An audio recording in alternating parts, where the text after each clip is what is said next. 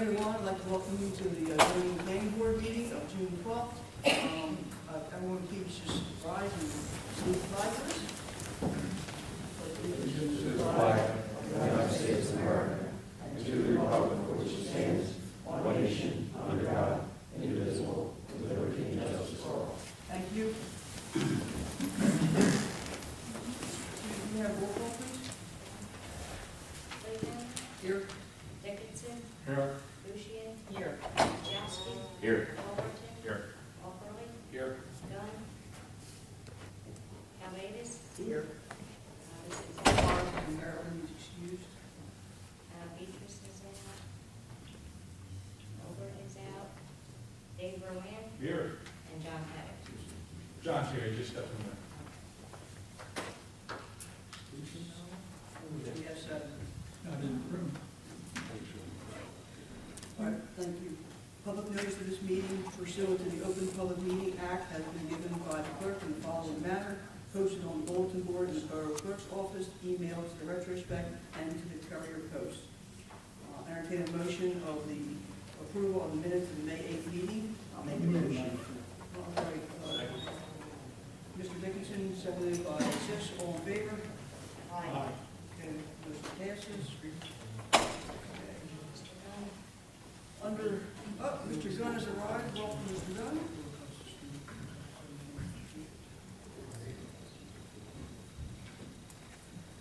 Okay, under new business, we are going to make an administrative amendment to certain properties, and I'll defer to Mr. Rowan on that. Yes, Mr. Chairlady, there was a contact by Mr. Del Duca's office to both my office and to John's office regarding a request for administrative amendment. As the board may recall, last month we heard the application of Cedar Properties, which is going to build a Medplex complex at 165 Black Horse Pike. The nature of that action was an amendment to a preliminary approval that had been granted a while ago. And one of the approvals that we, bulk variances that we granted allowed for a front yard setback of 83.1 feet, 83.6 feet, where in fact our ordinance requires 87 feet.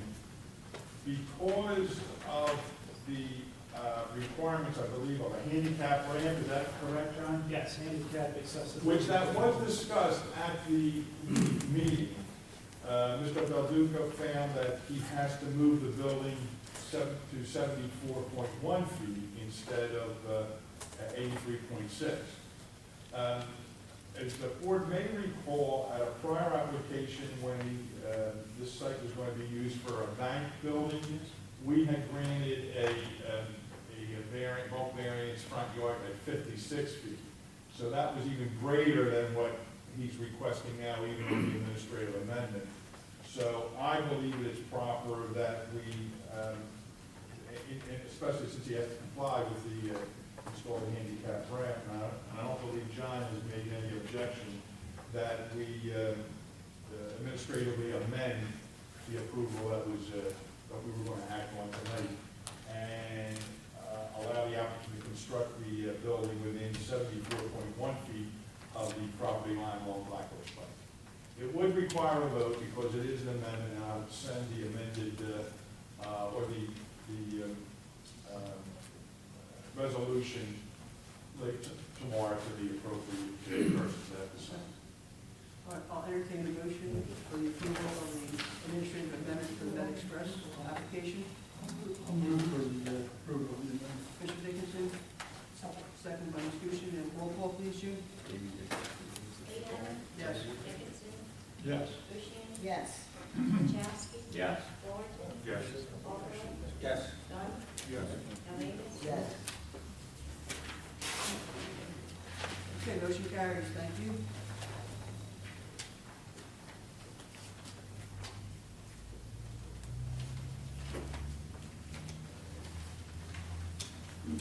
Okay.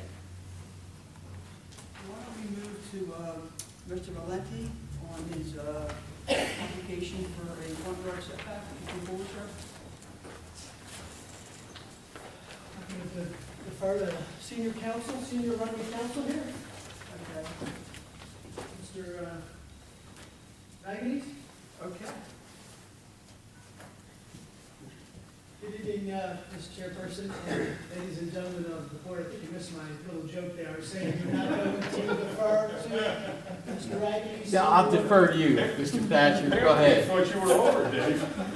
Please, I hope not. Inasmuch as we don't even have an application, we're just here tonight. You go right ahead. All right. All right, as I indicated, good evening. My name is David Thatcher. I'm with the law firm of Thatcher, and Thatcher. I'm here on behalf of the applicant here tonight. The applicant is Rizzo Valenti, Inc. I have the two principal owners of Rizzo Valenti. That is Mr. John Valenti and Stephen Rizzo. Mr. Switzer, you want to Yes, gentlemen, would you raise your right hand? You solemnly swear or affirm the testimony you're about to give this board tonight is truthful and accurate to the best of your knowledge. All right, thank you. This application is with respect to property located at 263 Union Avenue. It's located on the tax map as Block 129, Block 9, and it's zoned R1 in the residence district. The existing lot dimensions for this property are 50 foot wide by 150 foot long. The purpose of this application is we are seeking bulk variance approval for the demolition of the existing dwelling that's located on the property and the construction of a new single-family residence. This application requires two variances. One is for minimum lot frontage. As you know, 60 feet is required, and this lot has an existing 50-foot width. This is a pre-existing condition. And the second variance requested is for minimum floor area. There is 1,400 square feet required, and the proposed dwelling only has 1,349 square feet, which is 51 feet difference. I'd like to start out with some testimony from Mr. Valenti. Mr. Valenti, what is your position with Valenti, Rizzo Valenti? You're one of the owners? Yes, And what is the business of Rizzo Valenti? building numbers, And how long has Rizzo Valenti been in business? 15 years. Your license out of state of New Jersey, I assume? Okay. Okay. And have you constructed other dwellings within Runnemede in the past? Yes, I have. Can you give a number as to how many dwellings you've constructed? More than 20. maybe 30. Now, you are the owner of this property, is that correct? Yes, yes, And how is it that you came about to own this property? I looked at it, and found it in the paper, and then we were able to buy it, purchase it for real. Okay, so it was listed for sale by the former owner? Correct. All right. And there's a dwelling on the property now, correct? Yeah. What is the current condition of that dwelling? Deplorable would be a good word. Okay. Interior and the exterior is just falling apart. It's actually not rebuildable. Mr. Solicitor, I have a couple photos here. I can look, we can work with. Yeah, we can mark those as, R1 or two? yeah, R1, R2.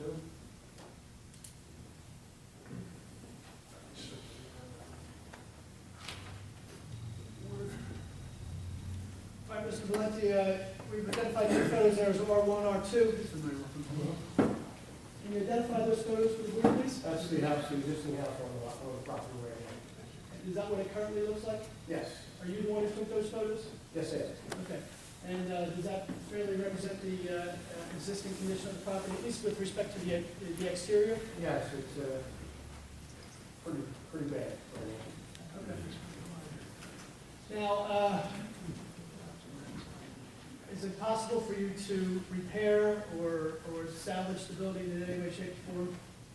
And the possibility of bringing down the foundation, an outside possibility of bringing down the foundation, try to rebuild it, but I really don't think that will happen. It's going to be able to happen.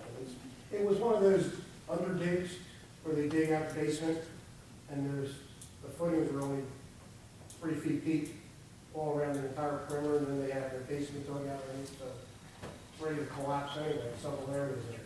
It's all cinder block, and a lot of the mortar back then was, not done properly, and the sand is coming out and so on and so forth, so it's actually in unsafe condition totally. Okay. So it's fair to say that you couldn't even rebuild on the existing footprint? I guess you can do anything, so it's a possibility to rebuild on that existing footprint. If you were to build on the existing footprint, how would that relate to setbacks that are under the existing zoning ordinance for this It's district. It doesn't meet the setbacks on the zoning ordinance right now. I mean, left side setback, I think, is 3 foot from the property line. And it's very short. And you're proposing to build a new single-family dwelling, correct? Yes, exactly. I'm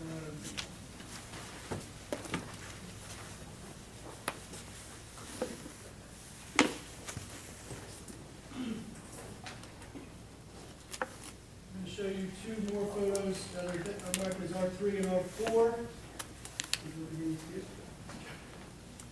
Houses look better first and stuff like that.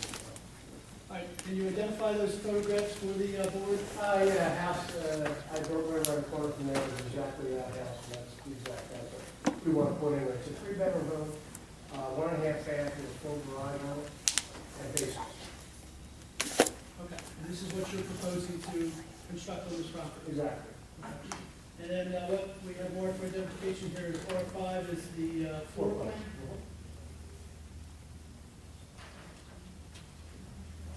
For the proposed dwelling, correct? Yes? Yes.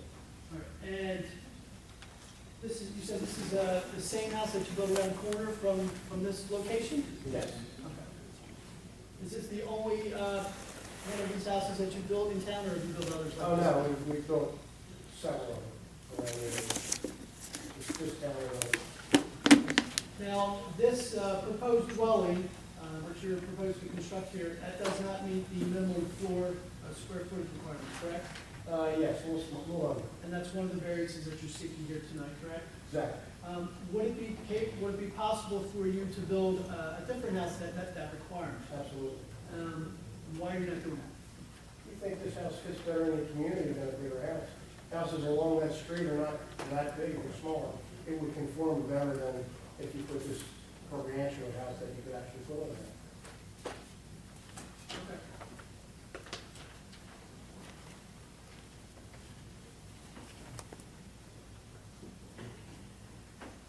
And Mr. Solicitor, I have one more exhibit, R6, which is tax map. I have copies here. Oh, okay.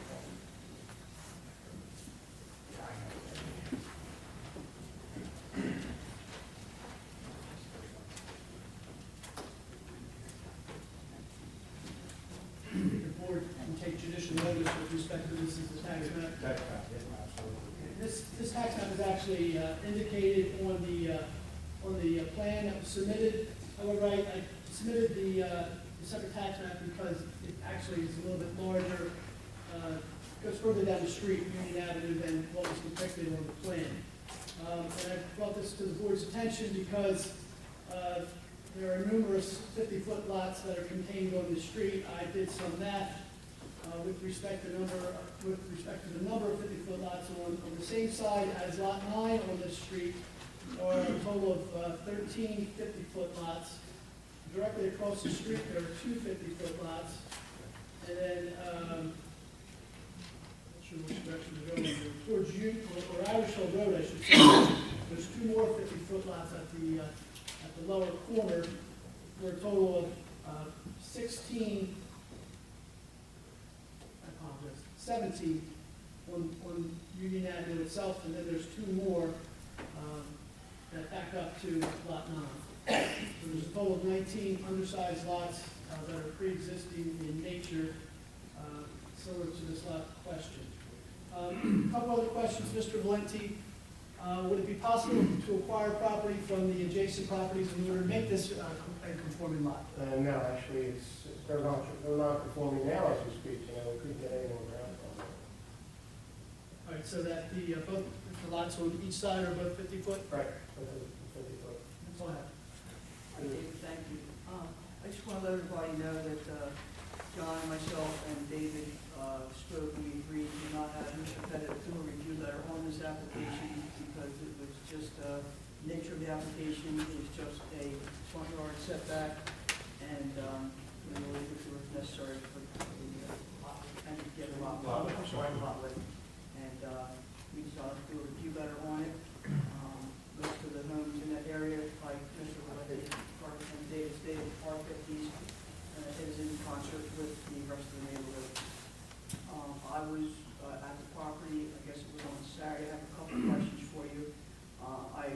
certainly be a face to the neighborhood, and I'm sure you're going to be a welcome addition over there. It is a deplorable building at this moment in time, and yes, the existing side yard is about 3 foot on the right-hand side. I'd like to know, what are you intending to do with the sidewalks and the driveway and the asphalt apron are all wrapped, you're replacing the sidewalks and the We'll replace the entire sidewalk in front of the property, all the aprons and the street, that's standard operating Yeah, procedure. it's just that's in disarray as well. There's an old tree stump in the front yard, you get rid of Take that. care of that. And there's an awful lot of debris to the back of the property. There's an Caution old, tape. old garage left, portion of the garage left, I think the township knocked it down. Yeah, I think the family. It was falling down. And there's some concrete pad there which we're going to remove as well. Okay. The fencing along both sides with the vegetation going on there, hanging over, how are you going to address that? We'll take it off. Anybody else have any questions about this? I'm just curious, is there a basement at the existing property now? These, well, years ago, they used to hand shove a basement out of there with buckets. And I guess you could call it a basement, it's still dirt. And it never was poured, they never put any concrete in there or anything like that, it's just dirt roll. And, you know, that forming from the existing foundation. And a lot of it's crumbling now, so that there's voids under the existing foundation. Mr. Rowan, did you have anything? No, just I agree that it is a pre-existing non-conforming lot. The majority of the lots on that street are 50-foot lots. So I don't think that the board does grant this approval, that it does not materially affect the entire owner. At this point in time, I'd like to open this meeting to the public. Anyone wishing to speak on this application only, kindly come forward and state name and address and be heard. Seeing no one offering, I make to the public portion of the meeting be closed. Okay, public portion of the meeting will be closed. Motion by Dickinson, second by Shelvatus.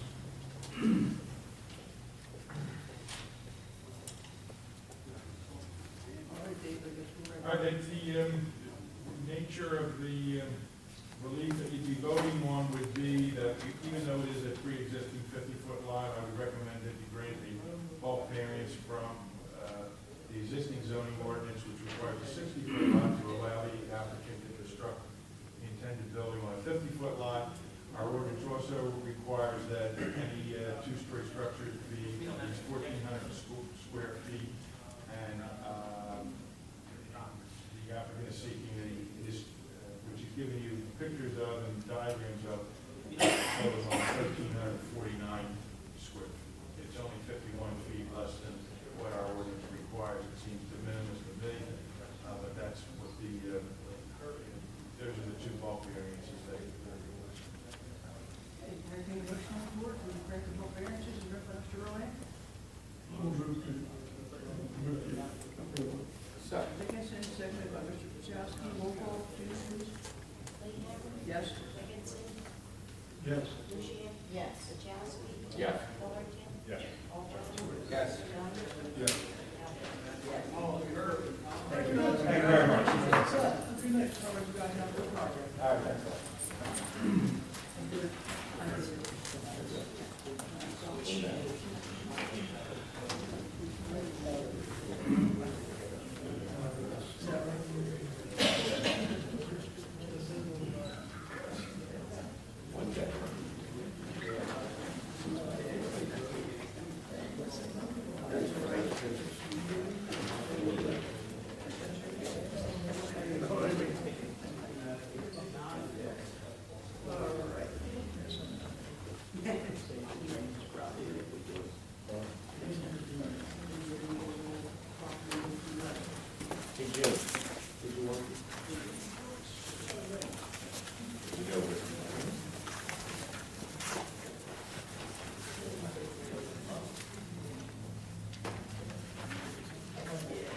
All right, next we're going to look to Joanne Brooks on her application, please.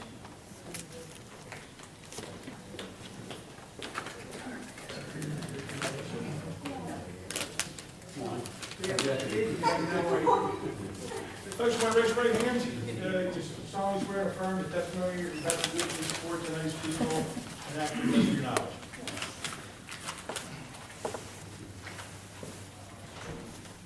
Board, it appears that the folks are coming in for bulk variances, which are would allow them to build an addition to their property. It looks like from the survey that they proposed that the far end of that addition is going to become within 8 feet of the property line along Garden Avenue and 8 feet along Chestnut Street. Is that correct? No, actually, I gave an update one. It's, All right, I don't have the update on. 13.6 and 16. Give one to the engineer first.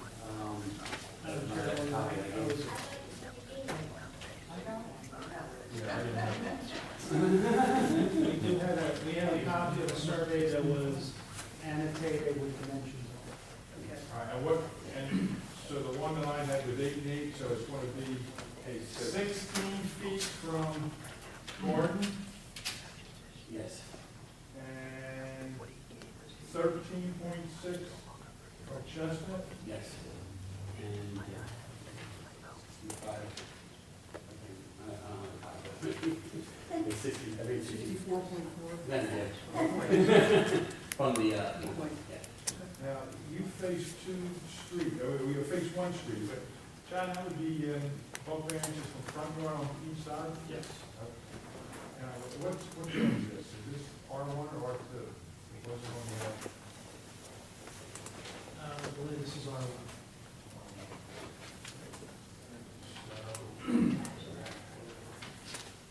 Okay, so that's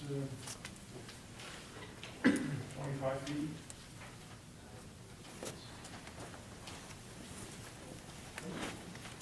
Are you sure these dimensions are correct? Yeah, we measured them, yeah. No, we were supposed to have Kelly surveyors come out to do this, and I put the paperwork into them right after we spoke from the last board meeting, and he failed to show after numerous calls, and kind of put me in a bind. So I had to bring out somebody else to do the drawings for me, and he measured these.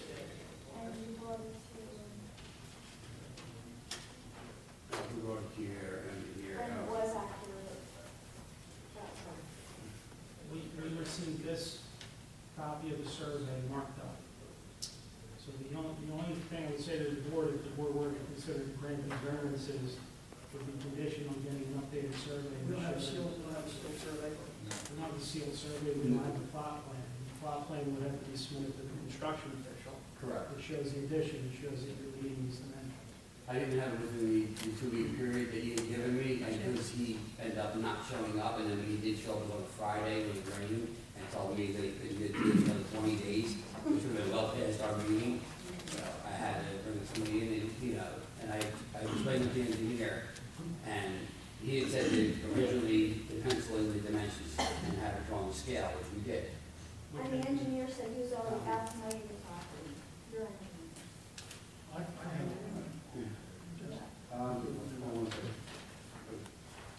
Brian Hall, Went out and measured your property. he said he was out there taking pictures, and Measuring the property No, no. and then showing the addition and what the dimensions are totally he different. said he was out there taking pictures. I measured. We didn't measure. That was my mistake. Well, just understand this, if you want to go forward tonight, if you do go forward, if anything is granted, it is, conditioned upon, this being accurate and a sealed site plan, and Mr. Pettit, and Mr. Hall's review of same. Yeah, I did all do that. I have no problem with that, no issue with that, so I had to find somebody else. I went with the original surveyor who did this when we bought the house in October. And that's why I called him. He said, not a problem, Kelly surveyor, Mr. Kelly himself. And he lost my paperwork, and then he said, oh, we'll come out and fix it right away. And this was, within the time period I had, you would get a lot of this. And then he informed me the day he showed up, while it was pouring rain. He says, well, I can't do the survey now because it's raining. And he said, plus I can't get it to you for another 28 days. I said, well, what good is that? You understood that I was in a situation where I had a time constraint here. So I didn't have enough time to have another surveyor come out. Basically, that was the bottom line. So I called Mr. Hall and told him that I could have height, which we require plus the setbacks. And he said that would be fine to submit, but you go and do another survey before you start construction. Mr.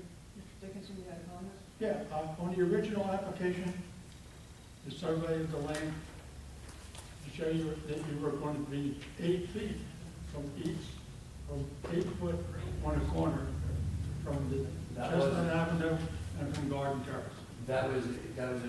That drawing was not to scale, it was a mistake I made, you know. Yeah, I know, because it wasn't done by a surveyor, it looks like somebody drew them lines on I the. did that, yes, I put the wrong dimensions in there, I meant to take them out before I. Okay, and also the survey says that in the notes above it, it says not to be used for construction, and not to be used with the survey. This was just to show you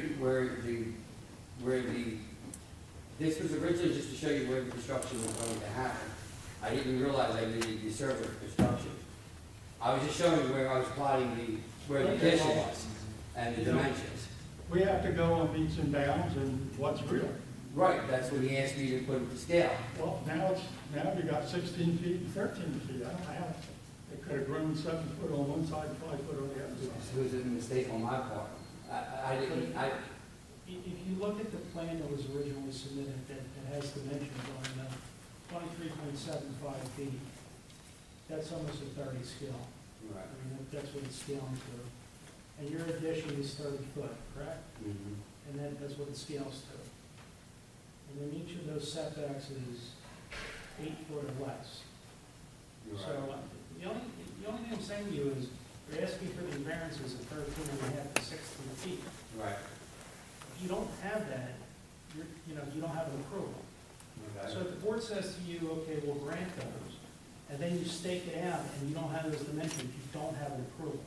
Okay. So it might be wise to make sure you know what you're asking for, Okay. What I would by getting suggest, an accurate survey.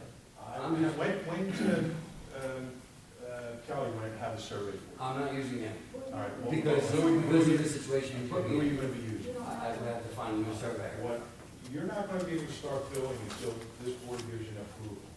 What I would recommend, what I'm gonna recommend the board, is that you continue this and get a survey that shows. That's not a problem. Like I said, we were with the time constraint, we had 2 weeks. Recommend someone? The board asked us to do it. Can't recommend. In addition to my previous question, what are you going to do with the 2 very mature trees that are in the point of your property? The 2 trees, at the point. You have two trees that are near this addition, don't you? That are near the We're at point. the very end of the property. Random action. There's 2 of them there, right? Right, they're gonna remain there. One's down. What was she That- doing? No, the 2 trees at the very end of the property are still there, they're not coming down. When I rode by it looked like, that one of these trees has to go. Why would it have to go? They're at the very end of the property. It's almost in the street, Yeah, the ones at the very point, right where the blacktop is, and the ones right next to it. Yeah, it's on, in the It's street. 60-some feet away from the Can I make a addition. suggestion, when you have the property survey, ask the surveyor to locate those trees. They're, Show it on, they're right here, they're at the end of the property. You can do it real just easy. like you show it on the plan and show the addition, then that would address Mr. Dickinson's concerns that you're not gonna touch them. Right, all right. That's an easy way to handle it. Is that what you're asking for? Yeah, Remove? I'd like to know whether you have to disturb those trees. Oh, okay. None. They shouldn't be disturbed at all. The property where the addition is at, and where those 2 trees are at the end, the addition's going here. And the very minor point is the application that I received was not signed. Because it's supposed to be notarized, we brought it to the office to be notarized. We already went We through. went through this. And we went and asked him if it needed to be signed, and she said not to worry about it. Yeah, we already. What I would do is ask this board for a continuance. Well, it's a very simple And matter. what you're gonna do is you're gonna waive any right to automatic approval, okay? You're gonna do that, you understand that? Yes. If we did, in other words, they'd have to deny you. Okay. And we'll put it on the next agenda, next available agenda, but you've gotta get the surveyor to show your property with the proposed building is going to be. That's Because not the a worst problem. thing that can happen is they give you a approval, and then you're not on the property line, they could come out and make you remove, and then that's another, we don't wanna cause you You're folks. gonna have to submit a building permit, plot plan, that shows where the addition is. And if those dimensions don't match what the approval is, Yeah, you you're have a back, problem. you're starting all over. Thank you very much. No, you're welcome, thank you. We'll see you next Okay, month. so Hopefully it'll- you're asking for a continuance, Yes. the matter be continued, Yes. and you're waiving your right to any statutory automatic right to approval. Yes. Okay. Like I said, I'm not sure I'm understanding what you're asking about the trees, because they're at the very end of the property, 65 feet away. He just wants to know if they have to be disturbed, so just have a No. surveyor, just have a survey show it off. We're not going to disturb that. All right, guys, thank you. Thank you. Thank you. Okay, good luck. Thank you.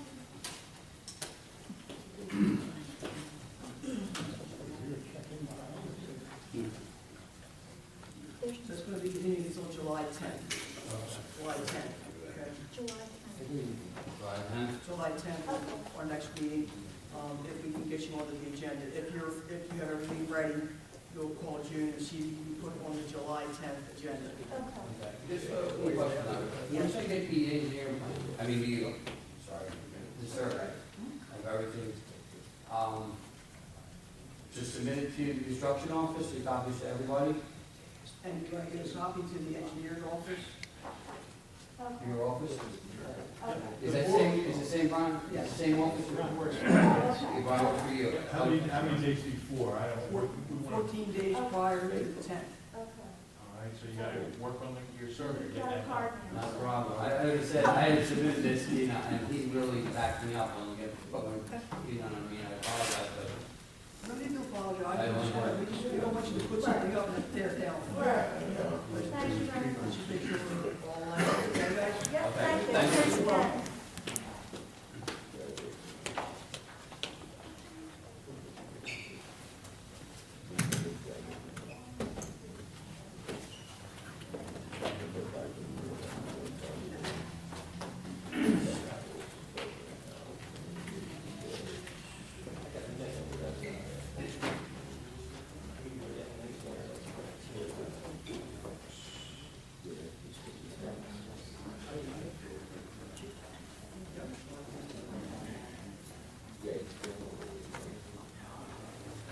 Summer's taking miles.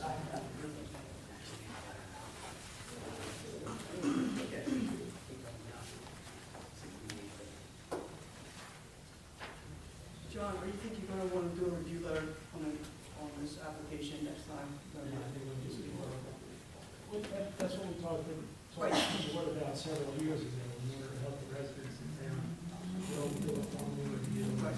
Or that's what that-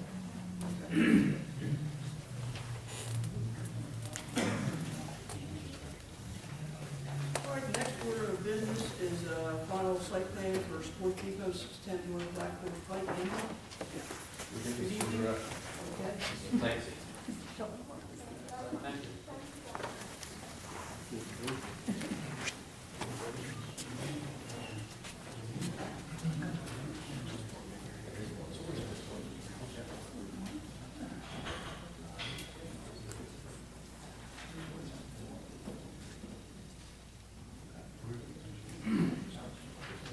Yes.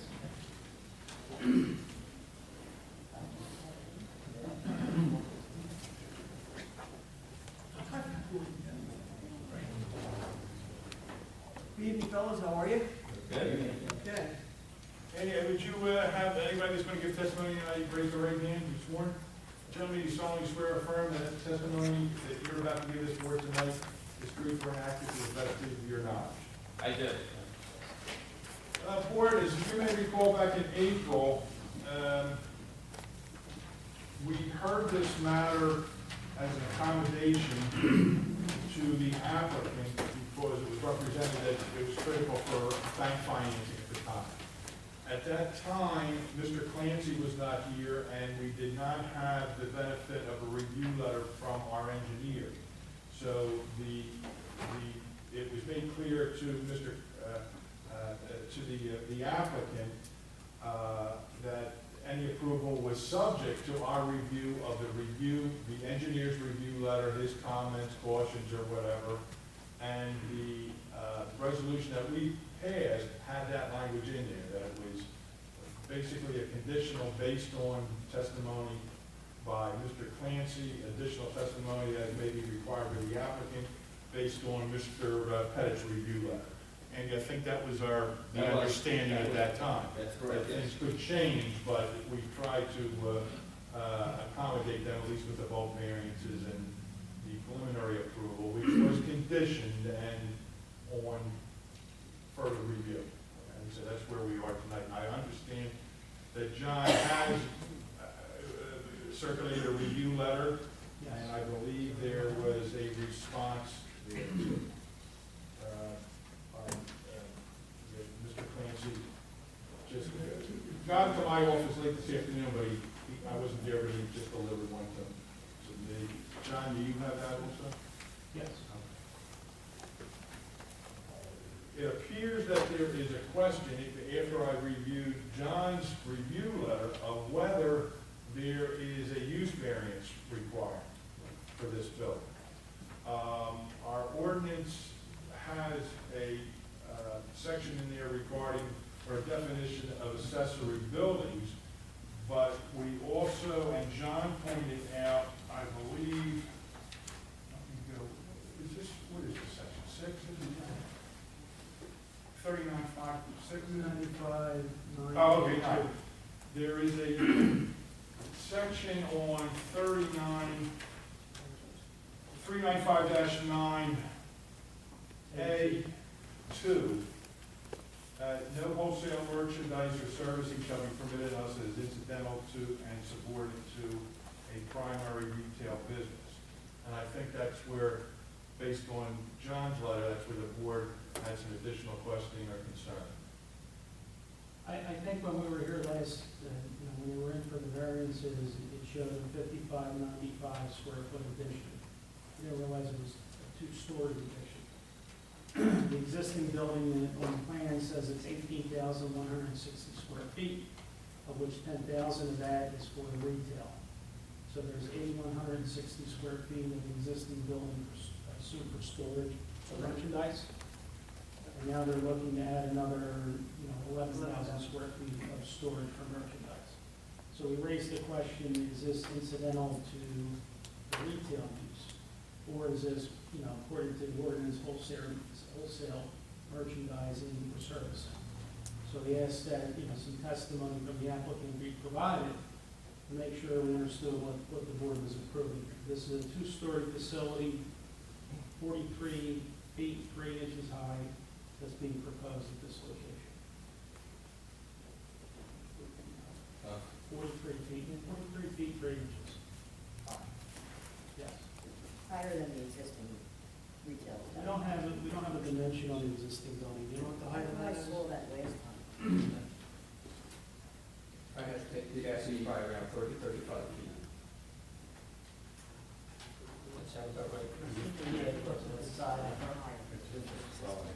Yeah, members of the board, my name is Andrew Carson, I represent the applicant. Mr. Pettit wasn't at the meeting when we did the presentation, but the applicant did testify that though the ground square footage was roughly 5,500 square foot, that it was a two-story addition. That testimony was provided to the board at that time. So the total space that was advertised was 11,000 plus or minus square feet. So that was before the board. But Mr. Clancy is going to address the issue of the use of that space. Yeah, basically, the applicant has 3 locations. I know one's in Duffer, and the other one's in Columbus. What they want to do is utilize this warehouse area as their central location to store all of their merchandise for space reasons. If for some reason they go low on stock, then they'll deliver to either the Duffer store or the Columbus store. That's why we requested such a large area for the warehouse. This will be their main branch, basically. Distribution warehouse. Exactly. So we feel based on that, a use variance isn't required because we will not be selling wholesale. I think, yeah, therein lies, so this building isn't just servicing this location? It's servicing this building, but if there's a need for additional merchandise, they will transfer to one of their two other stores, which also has merchandise, but if they run low and they need it, they have the capacity to I transfer it think to them. that's where, Jim, that's where the board's having difficulty, because now it's a warehouse, and warehouses are not specifically permitted in this zone unless it's ancillary or an accessory to the prime main use of the building that's there. And it is accessory to that use, it's just To that one, partially. but I don't know if That's they want testimony about if it's going to be somewhere else, and now it's a warehouse. Perhaps for SED zone, you know, they're permitted, used to be SED zone, not in this zone, that's where we're having the rub. As Yeah. far as putting a 40-foot building up, and, as far as the way the ordinance reads, it reads that it is not to be, get the exact language there, we had David. No wholesale merchandise or servicing shall be permitted unless it is incidental and subordinate to a primarily retail business. And it is. Well, But I think it's- what they're interpreting, or what they understand, the business that's located here, not But, for. but the definition does not say specifically located there, so it allows for a little stretch of the definition. So in my opinion, as a planner, this is the main use. At points in time, it's a corporation, it is allowed to transfer merchandise to its other locations. Specifically because it does not say specific to this location. But nowhere It in says the. to a primary, to a primary retail business. This is To a- primary retail To business. a primary, it doesn't say to multiple. I looked for exclusive term, I didn't find it. I looked for a primarily term, I didn't find it. The only thing I can find in here is to a retail business. I don't even know that the wholesale is the key term. The question is this a warehouse, which is not specifically permitted in the zone? The zone permits retail business activities of a business store, business office store, supermarket, etc. And as Chairwoman pointed out, in the SED zone, it actually permits warehouse. I understand. Maybe the term warehouse is incorrect. It's basically storage. It's not, sometimes you consider a warehouse, where it's a distribution center. This really isn't a distribution center. They're storing their merchandise so they can restock. And sometimes they're going to need to take some of that storage and relocate it to another store.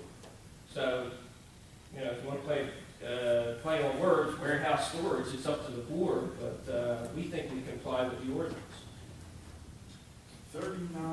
395-4, definitions and word usage, it sets forth accessory building.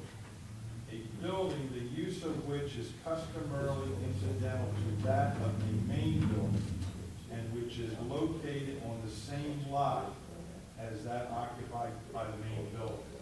Which it is.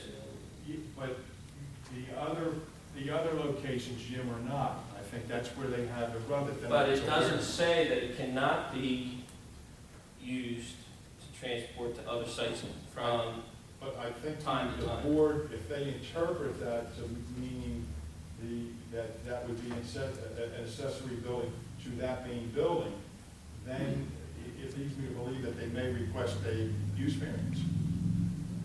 and the board can make that decision and kill the project if that's I'm the not way the putting that board in the wishes board's mouth, but I'm to thinking go. that's where- We'll talk about Yeah, that. that's You're not the one where putting we go, yeah. You're not the one putting your name on the ballot, so it's been, So I think that seems, from what the questioning was, that would be the board's position. If you asked for an interpretation, the board could interpret that any accessory building is for the main building on that lot.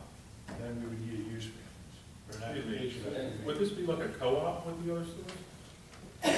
Not necessarily. Basically, this is going to be the main location. Right. They're going to have their own storage as well, but if they're completed sale on one item, there's a I big understand sale, that, but they can who's pull bringing from the this picking up and doing that? This store is gonna bring to them, or are they gonna come and pick up? whatever the need is. Unless the board says it can only come from this location or vice versa. Are the other stores under the same ownership? Yes. Correct? Yes. Well, I guess what a few of us that have talked about this are struggling with a little bit as far as, making this an ancillary storage for this particular building, is that we're adding 19,000, well, not adding, but we're totaling 19,000 foot of storage space.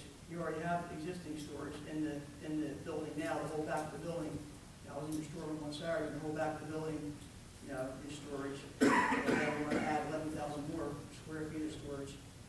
It's just hard to fathom that the 10,000 foot retail store is gonna need that much storage. One of the things you have to look at, and you should know this, if you buy in quantity, you get a cheaper price, so they can sit on it and sell it as I they go. understand, but that's wherein we have a question wherein we're doing the warehouse, which is a permitted use in the SCD zone, and it's not permitted in the zone. That's where the rub's coming in. Then let's call it storage space, because that's what it is. I have another question. The other store is in Deptford and then one in Columbus. and how big are those stores? One is 3,000 square feet, one is 1,000 square feet. I'm sorry, say again, please, sir? 3,000. 3,000 and 1,000? Yeah.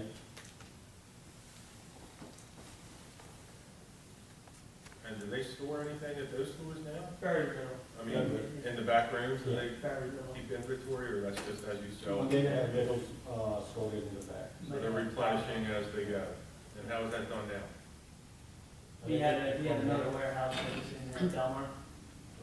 We just went on site once, we don't have to. Is it in the industrial park in Belmar? Yeah. Yeah. How big is that site there?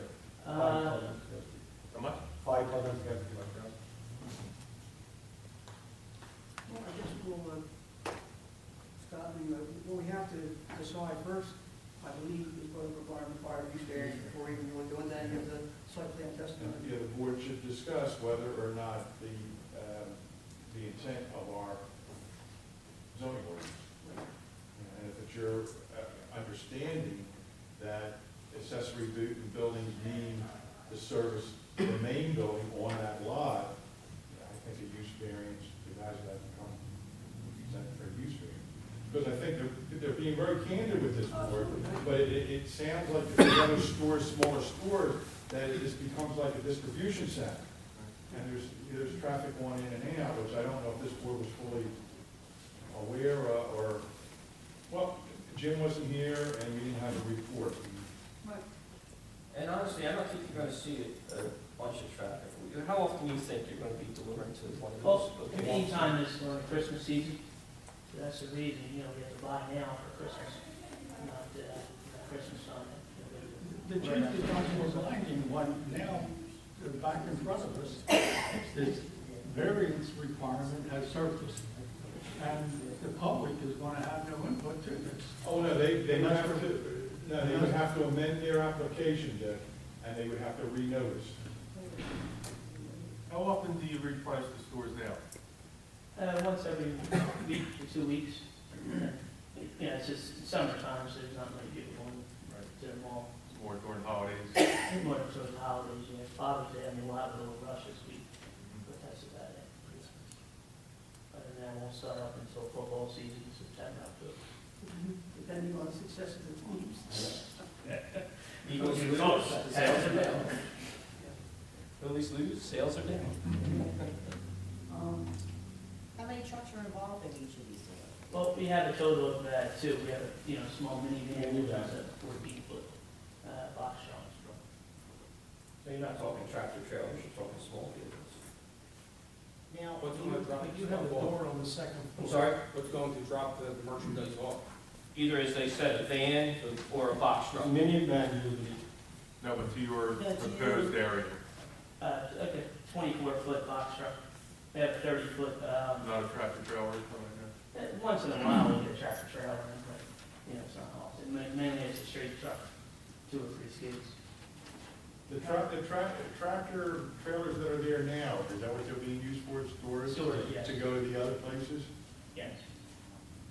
They're gonna be eliminated. I think we have an ordinance that they can't be out there. More than 10 days. More than 10 They've days. got there a long time. You have garage doors on the second floor, though? Yes. Those, correct? Yes. How's material come out of there? By the pallets.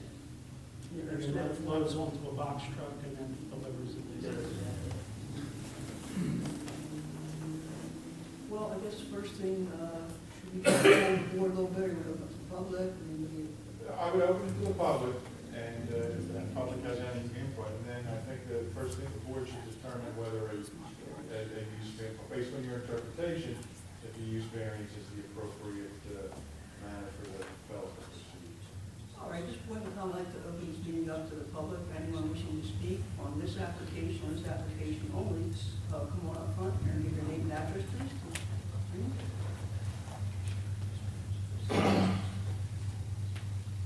Bill Sampolsky, 600 Westford Ave. The trailers come in and they're unloaded within 20 minutes. I don't know variances or nothing like this, but I know I think a new building would look a lot better than them trailers that are in that lot now. We work together, everything goes good. You know, we don't need another empty building in the place. And I think he needs this warehouse a lot. So I would take that into consideration. Thank you. Thank you. Anybody else wishing to speak on this application?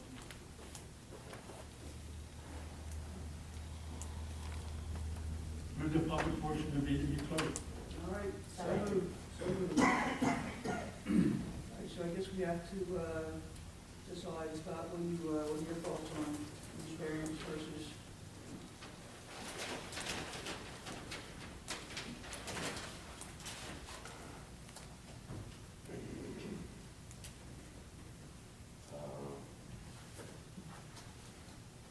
I'm not sure actually.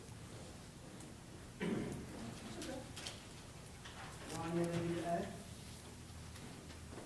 I think they're gonna need a variance.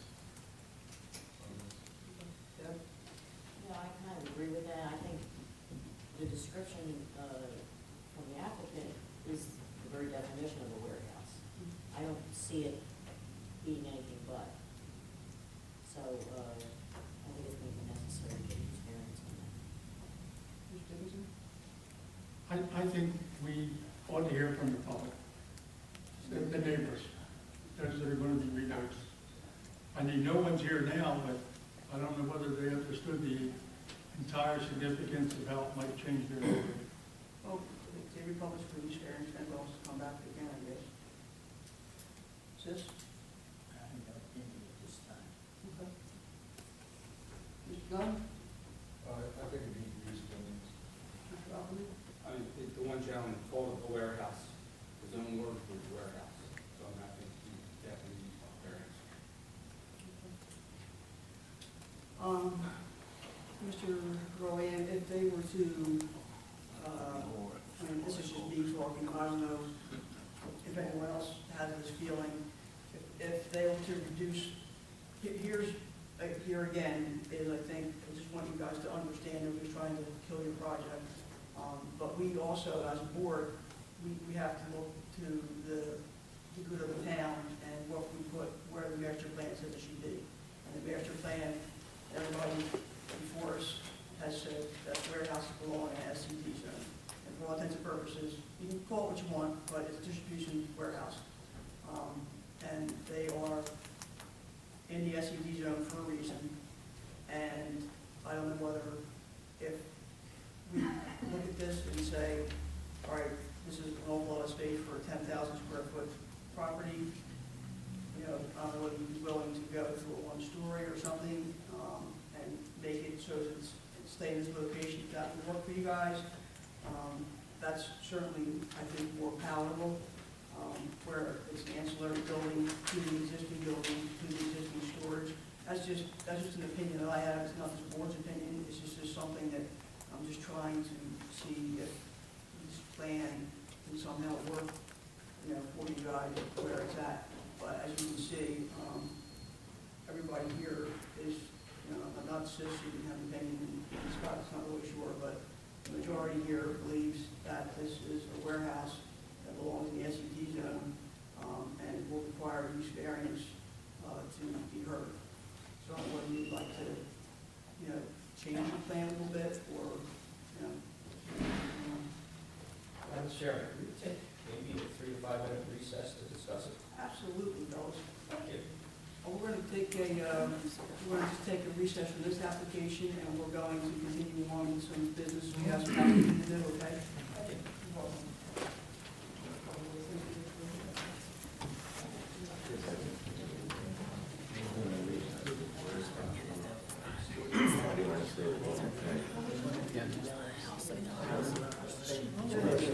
You're not a neighbor, it's not next door.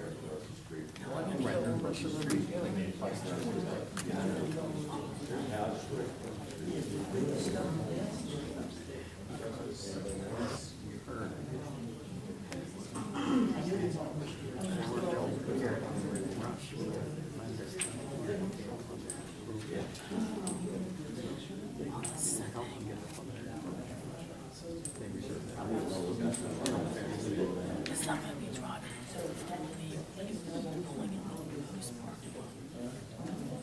I'm saying, I can see there's some doing to a house.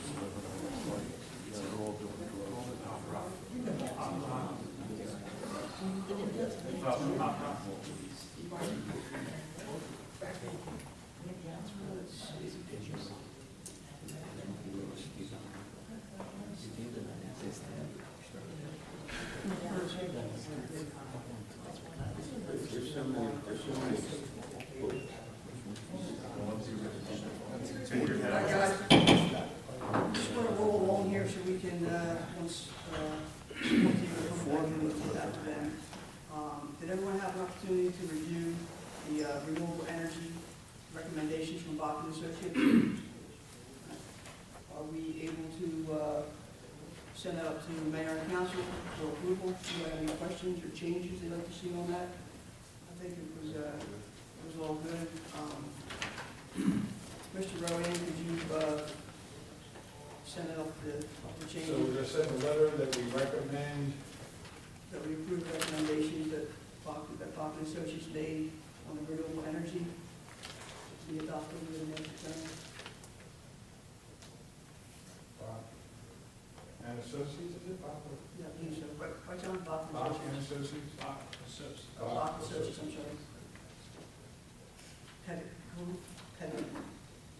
Regarding the renewable energy. Yes, sir. We'll get a letter off next week here. Okay, sir.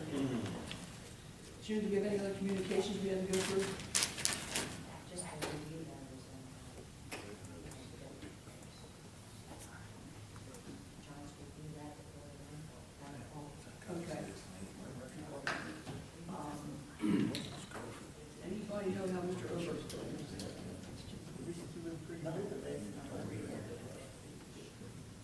I see him walking in his backyard. Is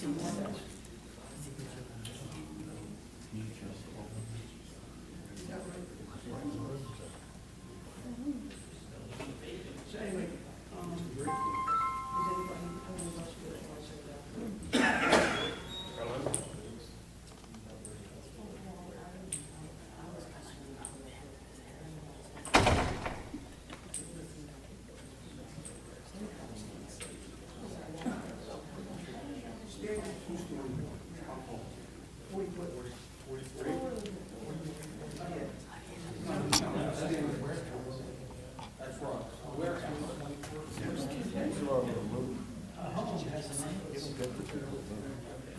See, that's what he said. It's just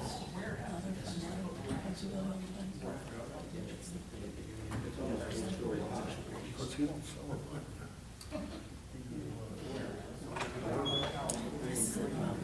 didn't buy it yet, you may just, you might give it a place. John, do we have the amendment to the law?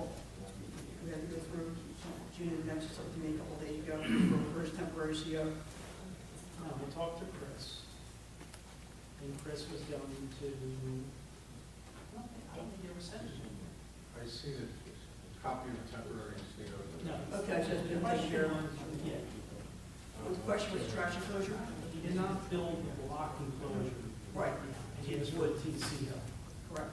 And I said, I think he just wanted the fence enclosure, because he's looking to potentially expand it in the future. Yep. And I sent him an email and said, if you expand it width-wise without encroaching into the setback or the drive aisle, I don't have a problem with it if that's what you need for, anything like your trash and your recycling. That didn't fly, so when he asked if he could get a TCO, I talked to Chris, and Chris said he didn't have a problem with giving him a TCO. Okay, that can take care of it. Yeah, we can talk about it pretty soon. Looks nice from the outside.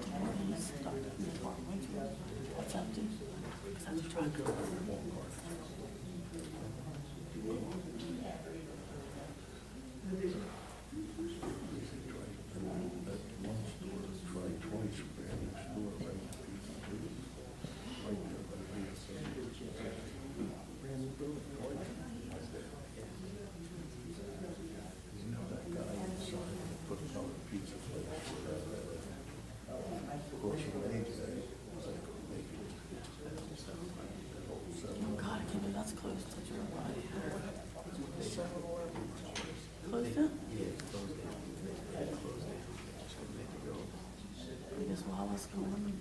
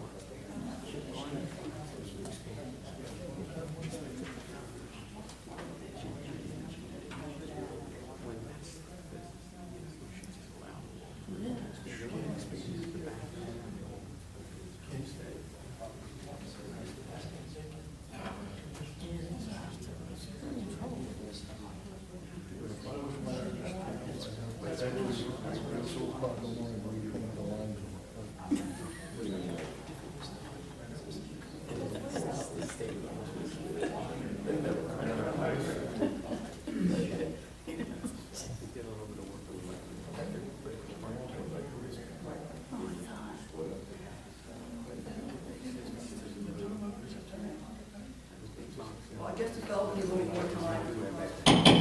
Real quick, want to open the meeting up to the public and the good and welfare. Anybody wants to speak on any matters? Come on up front here, please. I'm well, thank you. How are you, sir? My name is Salvatore Gambino, and I'm running the trading post at 200 North Blackhurst Club. You had a meeting in November about sidewalk signs. I'd like to show you these pictures to the board of a sidewalk sign we're asking that we can have approved. Since November, 4 businesses have went out of business due to the fact that zoning officers came around telling me how to take their signs down because it's against the law. They lost their businesses. Blackhurst Pike got a lot of buildings that are depleted. There's no business in there because we can't do anything with it. 100 block, 100 block, we got like 5 buildings. You're gonna see pictures of the buildings that are for rent. What's your address now? I'm 200, And the name of your company? Runnemede Trading Post. Anthony's Water Ice asked for an amendment in November, and he had these signatures signed by business owners that are requesting that the board, look into it. I contacted the mayor, spoke with her once. I think Mac Trains spoke with her. Mike from Lost and Found Collectibles also contacted her. He went out of business because 90% of his business was lost once he had to take his sign. He has a tree in front of his store. where nobody, if you ride down the pike, you couldn't see it. I mean, I'm not going wood, I got a corner spot where I got words in my window where I'm doing good where I already expanded. But for me to expand, I want other business to expand also.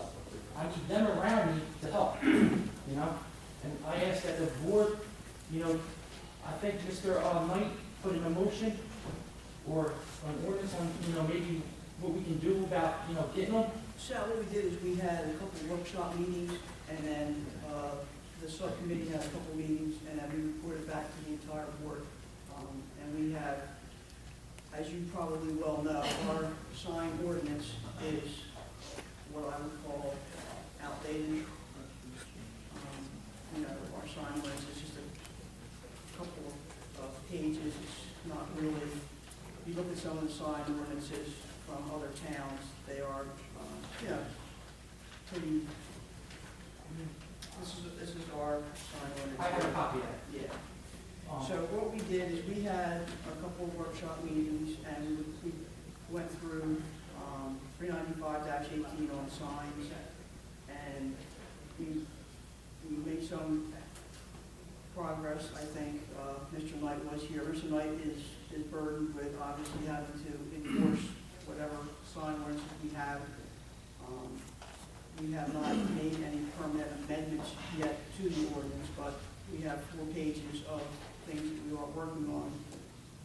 I mean, is there any certain, I mean, do you know when you're going to do it, or, I mean, because right now, there's several businesses that owners don't want us to mention their names. Their businesses are hurting. I mean, they're actually considering, you know, folding up. I mean, it may not seem like a big deal to you, but it's a big deal to them, because that little sign, that little 8-frame sign that costs $100 at the supply store is their livelihood.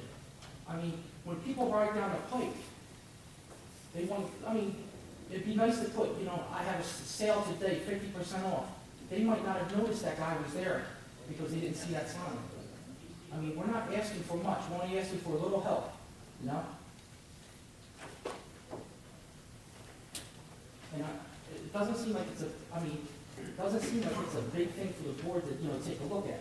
If you look at them 8-frame signs, they come standard where if the wind blows, it just swings, it's not gonna fall over.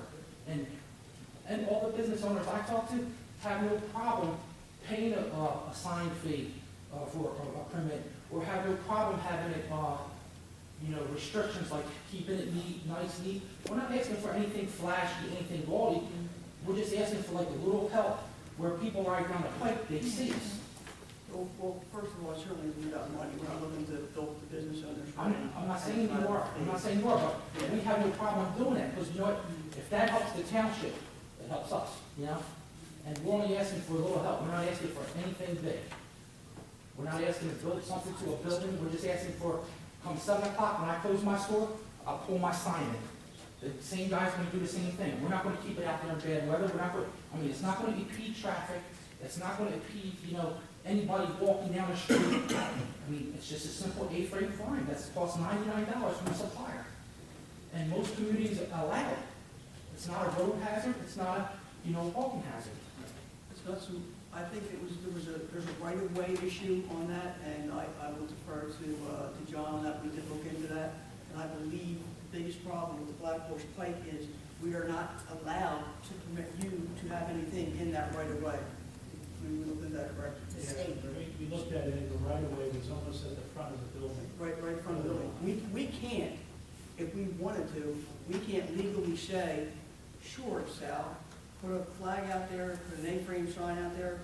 We can't legally say that. It's not within our purview to say you're allowed to do that because it's the state right of way. I don't care what, I don't care what our towns do. I'm telling you, the only thing we can do is Black Horse allow Pike, you. flags, they got flags. I mean, and this is Runnemede, New Jersey. I mean, so to say that. And their 30-day grand opening flags, they were supposed to be out, just like the banners, they're supposed to be out for 30 days. Correct. That's in our ordinance as well. And again, I'm not anti-business, don't get me wrong. I know you don't know me, I don't know you, but I'm certainly anything but anti-business. But the fact of the matter is, there's things in place for a reason, and there's things that we simply cannot tell you you're allowed to do, because it's not within our purview of the law to tell you you're allowed to do that. I mean, most I can sidewalks. cite you an instance where the state cited us for having signs that said dead end where the railroad used to be, and the sign that said, do not enter. The state cited us, gave us an 8.5 by 11 drawing with a location for every one of these signs. And they told us it's A typical sign, a B typical sign. They made us take them down. They said, if you don't, we'll come in and take them down at your expense. So you're saying there's, because of a sidewalk and 130, I mean, Blackwood Pike. 168. Yeah, Blackwood Pike. The state right of way almost begins at their front door. That's a state right of way. Runnemede Zoning and Planning Board does not have the authority to tell a business owner you are allowed to impede on the state right of way. So what do we have to do? Contact Senator Andrews or somebody have them fight for us with the Senate? I mean, tell us which way to go, because you're losing So I business. completely understand. I mean, I'm not anti-business. I get it. You know, Brigantine just did the same thing down there. I mean, Dave, I'll defer to you if you have a better avenue for them to go. We've been down the path. We tried to find a way. You know, you could contact the local Rob Andrews office and tell him the problem, and, you know, if of course, we're enforcing I guess, no sign rule in that right of way now, our construction folks and our zoning officer.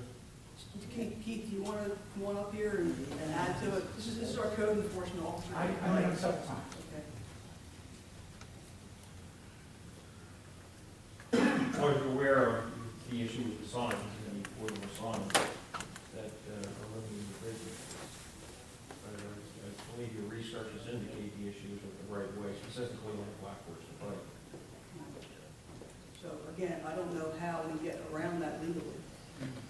Unless we let the state, I guess, police the sign, I don't know. So what I'm saying to you is, we can't say it's okay. No, We can't say it's okay because it's not okay. For us to say it's okay, when it's not within our purview to say that, then we're wrong. You know, I mean, if the state has a rule, we have to go by what the state's rule is. We can't overstep it. But what I'm saying to you is, you're telling me you can't give us as business owners the okay. Correct. So lead me in the right direction. I don't care if I have to get lawyers or whatever. I'm willing to fight it just so because it's her word. I mean, businesses are going out of business. I mean, I'm just asking, lead me in the right direction. I mean, we're not trying to start trouble. We're not trying You know, to. I would go to the local state representative down here, not, because Rob, he's the U.S. Congress. So what's that? I'm on board, Rob, he's a senator. Yeah, I mean, you go to his office and you say, look, this is the problem. He's up to going about. I went to the borough and they said, well, in other words, these folks can't say it's okay to put your sign in somebody else's right of way. Tell them we're not opposed to it. Yeah, I mean, they don't, you know, if they're okay with it, Yeah. they're okay with Yeah, it. it's not a matter that we're opposed to it. So Unfortunately, maybe they'll tell you it's not our show. They're in charge. The DOE. I understand. But what I just want to know which direction for us to go. I The mean, Department of Transportation will. and we did not know none of this. That's why we've come forward. And if the state says, well, look, it's our policy that as long as it doesn't impede pedestrian flow, then fine. Just tell them to do something in writing that allows us to change our ordinance to allow you to have something in that state right away. And I don't really think anybody on this board is going to say, we don't want you to advertise your business. I mean, I think everybody here wants to have the Pike full of stores and want to be a Be successful. That's the last thing we want, having empty businesses in town. And that's why we're coming to you and asking which way can we go. And before, if you want to, just keep in contact with us, and you have my email. Yes. Keep in contact with me and with Keith. Yeah, I'm gonna. Anything we can do to let whoever you are, your liaison is with the state, once you get a liaison with the state, I'm happy to let them know that we have had subcommittee meetings, and I have pages of notes on that. We do want to see something improved for you guys, but every time we try to say, well, let's try to do, the sign that hangs, out over the top. That's a right-of-way problem. Let's do it at A-frame. That's a right-of-way problem. flags right away problem. I mean, the guys that sit way back off the pike, they have a little bit of flex, That's like, because you of know, where the pizzeria was, where Renewers was, Right. they could put some stuff up for a special because they're way off the right of way.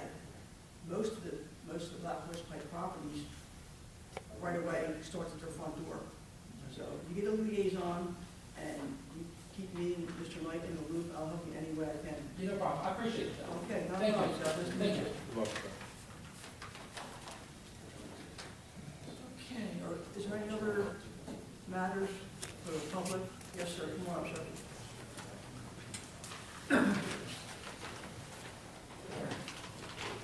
Basic, What's your name, sir? I'm sorry. Raymond George Strable, 220 Chestnut Street, Runnemede. Okay. The basic problem seems to be I had a couple people that stay at my house.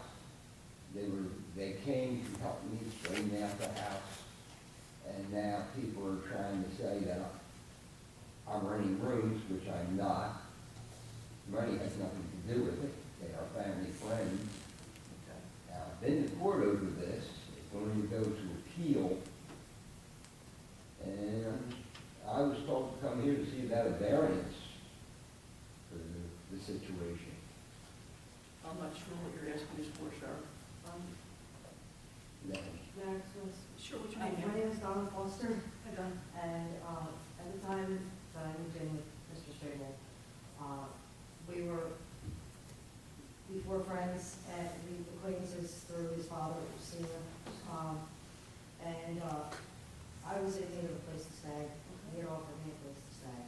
I in turn moved in and we are cleaning up the place and making it presentable to the neighborhood. Okay. I also was here at the summons hearing, and the township called us as me and my boyfriend who moved in as witnesses for them, which was totally misconstrued to the situation. There was a problem way back with Mr. Strable and the residents that I had nothing to do with, and we were trying to improve on that situation and make it a better place to live. And since we've moved in, we've only been there 3 months, and I had spoke to the code official who I explained to him that I could get signatures from just about every neighbor in the neighborhood that would suggest that we stay there, and they're glad, happy that we stay there because we've improved the situation. May I ask you something? What were you charged with in municipal court? Was it a I was municipal? charged or- just or- for I was charged Okay, what for were, renting rooms, basically. well, were you in charge of violating the municipal ordinance or a criminal ordinance? Municipal. Okay. They said it was an R1 neighborhood, and I didn't understand, I don't know anything about that. I didn't know anything about that. Single family residential. Single family, I understand that now, but I didn't know that that you weren't allowed to live and pay rent to somebody in a single family home. Now, no money has changed hands. I myself, I was a union construction worker, making $28 an hour. I was laid off, and I had a problem with a hernia operation, and I wasn't able to go back. I went from making $28 an hour to nothing, and I had nowhere to go. In this situation, we were trying to help each other out. And I made a statement, and just about every neighbor in the neighborhood signed and said that we are making an improvement to the property, and we wish to stay there, and the neighborhood wishes to stay there. I in turn also went, in getting these signatures, I was informed by an officer that would complain me that I was going door to door to ask for the signatures.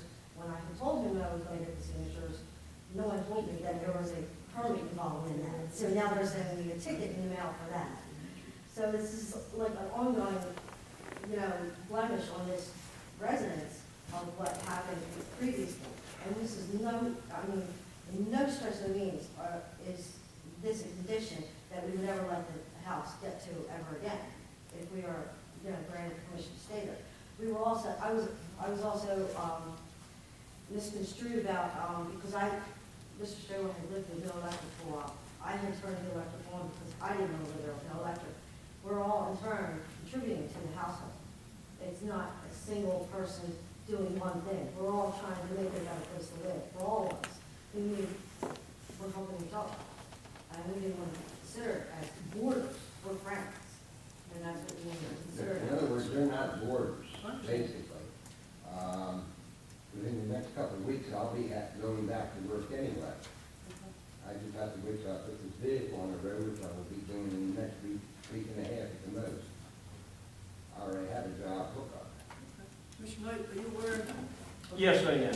Would you kindly talk and Sure. advise the board of where we're at with this? I had received complaints prior to this incident regarding Mr. Strader possibly renting rooms which were never substantiated. The Runnemede Police Department responded to his residence, and Officer Cochran relayed information to me. There's another gentleman that's not here, Mr. Ashton. During the course of his investigation, he said to Officer Cochran something to the effect that he is renting rooms and he had certain rights.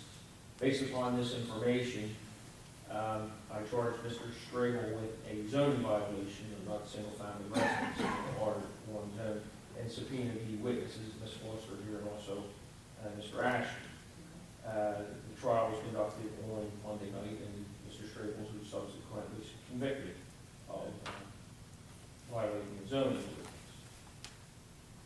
I guess it's, from what his intention is, he's looking to have a zoning change. Well, I'm not quite Do you sure. I'm sorry, excuse me. Mr. Rowan, I'm not, Yeah, I'm not sure whether it should be a zoning change or whether well, it might be a zoning change, but I don't know what the, it doesn't make sense. You have to Well, my have. I have to look at that ordinance, because The situation were that, there separate entrances that they created for people to come in? I mean, they didn't take a single-family house and create it into a duplex, or? no, it was a single-family dwelling, and he's not meeting the definition due to the fact that there were, I believe Mr. Foster indicated that you were paying the utility bills that was poured out at the trial. And also, Mr. Ashton does some work around the house, which the judge indicated that there's value to the work of the prosecutor. So in other words, it doesn't have to essentially be money changing hands for their services or other form as she indicated, maybe utility bill. We work together. Yeah, it's not, it wasn't a Everybody return. works together. Everybody, we're trying to get the house back in order. At the time, when I moved in, the electric had been off for quite some time, and the house was deplorable at best. I had worked like my fingers to the bone to clean this house, and I had pictures, I think the battery died on my phone, to show you the pictures of the. we're not questioning the integrity. Situation in the house. Is this matter on appeal now, sir? It will be shortly. Okay. But they're trying to put us out as soon as possible. I have no place to go. What is Runnemede going to do for me when they put me on the street? I will be If homeless. there's an appeal, they couldn't do that, you know. And this board wouldn't have any jurisdiction while an appeal was pending. In other words, they couldn't give you any kind of temporary relief. All right? But based on the outcome of the appeal, then if the Superior Court confirms Judge Draybash's decision, then your only alternative would be to come in here for a use variance. Okay, it wouldn't be a change of zone, we can't do that. But to a use variance, and if they decided that from the testimony that it's a boarding house, and if your appeal fails in Superior Court, which means Superior Court upholds the finding of the local judge, then it's a boarding house, you'd have to come in here and make an application for a use variance. That's what we need to know. But you've got to see how the appeal goes. Which of the appeals going? Yeah, by no stretch of the means what I consider a boarding house. It's just me and my boyfriend living there with Mr. Strange trying to help him maintain the property. It's a big property. We've cleaned up the property dramatically. Everyone in the neighborhood has interested, and if you'd like a copy of this. Again, we don't question the integrity of your work, absolutely not, that's not. When even him worked on the heating, that was a trip. Mr. Strader, have you filed an appeal? I'm going to be calling tomorrow. I have to come here for the paperwork.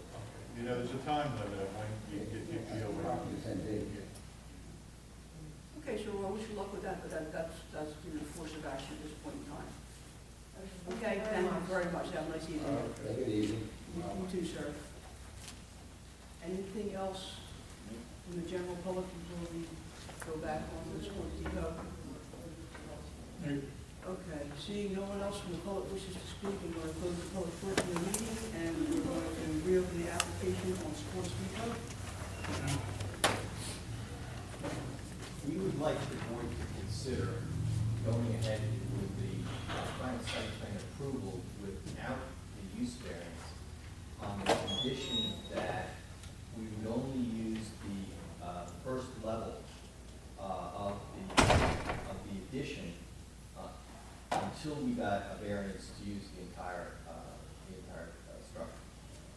I'm not comfortable with that myself. I don't think we can build a building until we know what we're using it for.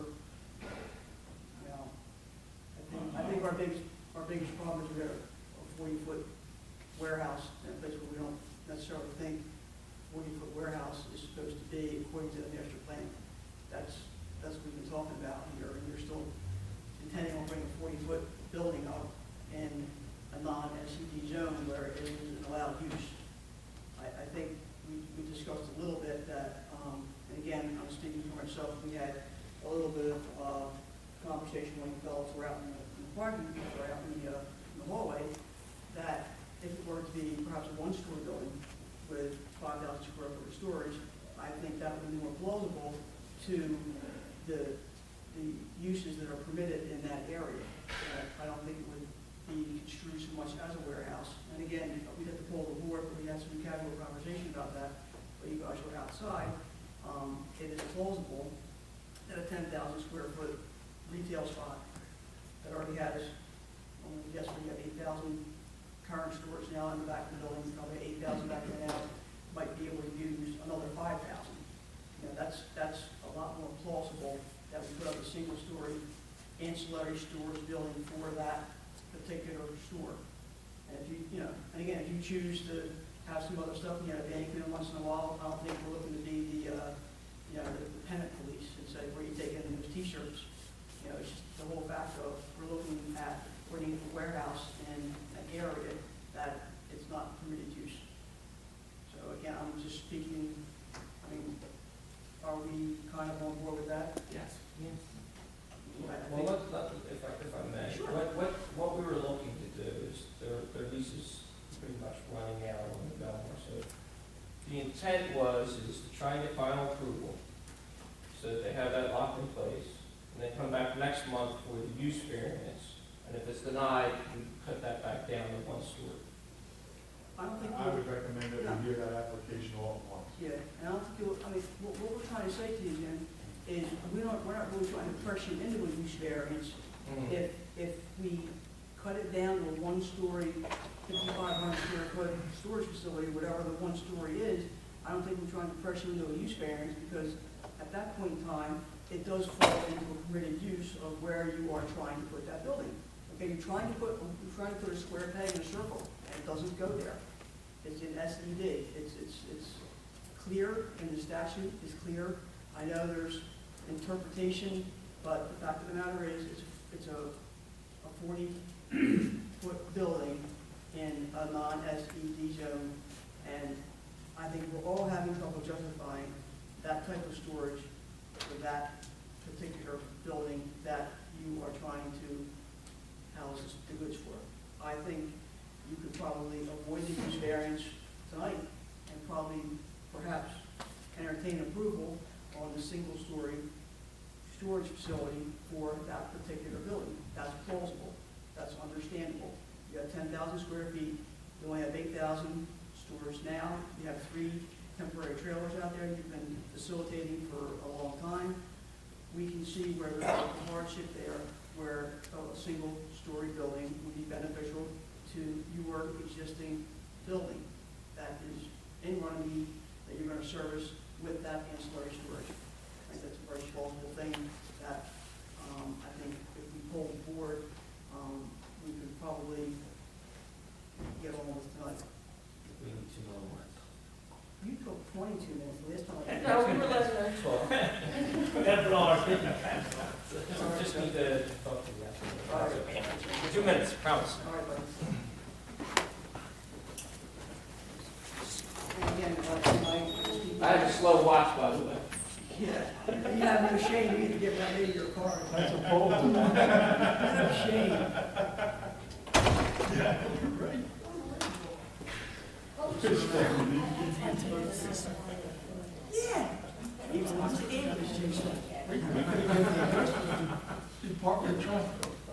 application off on Sis, you gotta get the AC fixed before the July meeting. I'm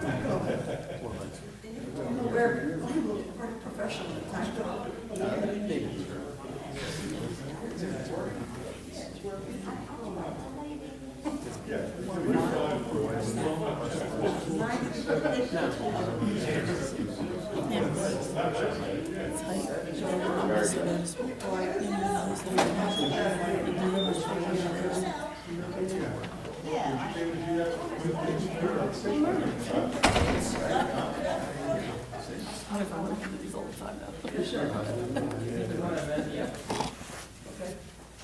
One story, Okay, well, which will not exceed the height limitations of the order. that's going to, obviously, But if the ordinance is 50 feet, right?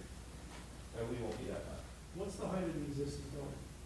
you said about 30, right? We won't exceed 35 feet. Yeah, it won't be, I think the front Can you limit it to the height of the existing building?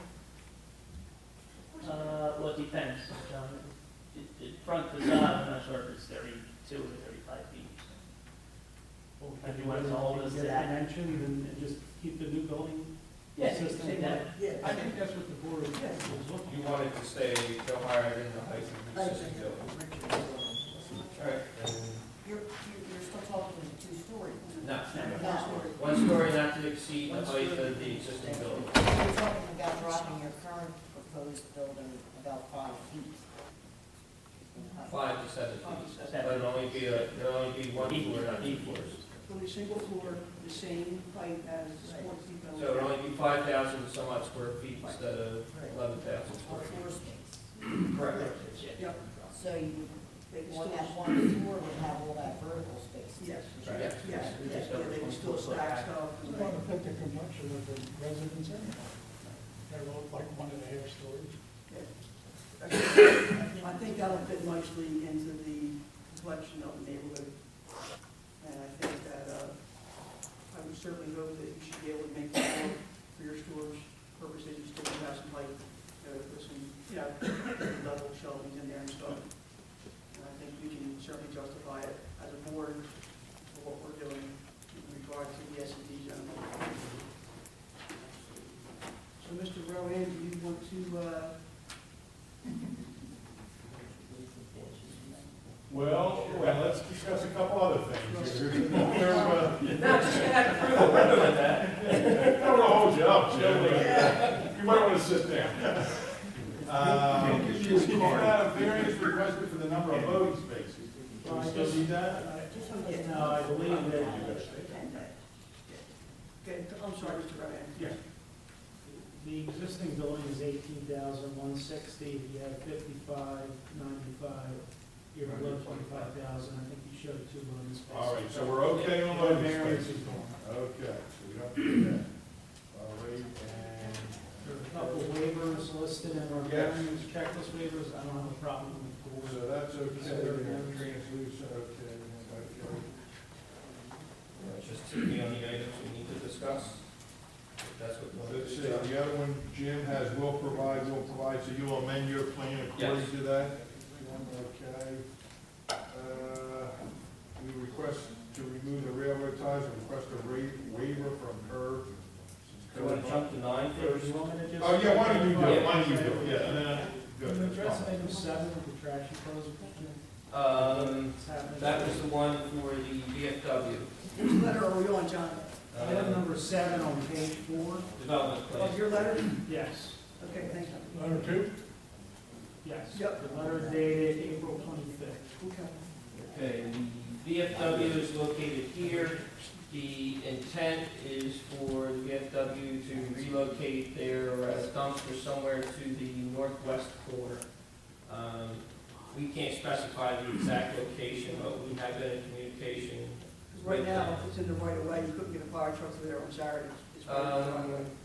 I don't know where it is, but I know they have a fenced-in area that's actually on our property as well. I think you guys have it, I think Sports Depot has a dumpster that's in the Oh, right of yeah, way. I believe they have Sam Raggedy here represents them if you want him to come forward. No, I'm just making a statement that dumpster can't stay where it's at because. Yeah, no, our dumpster. Yeah, that's. So, but, So, yeah, No, our dumpster. Oh, sorry, wrong dumpster.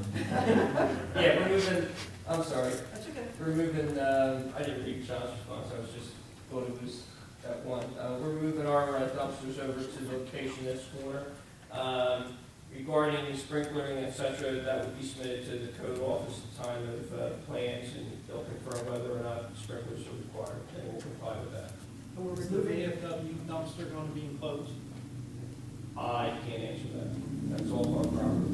We're asking for a waiver, I know I'm out of order, but Yes, yeah, yes, you are. to not delay your time.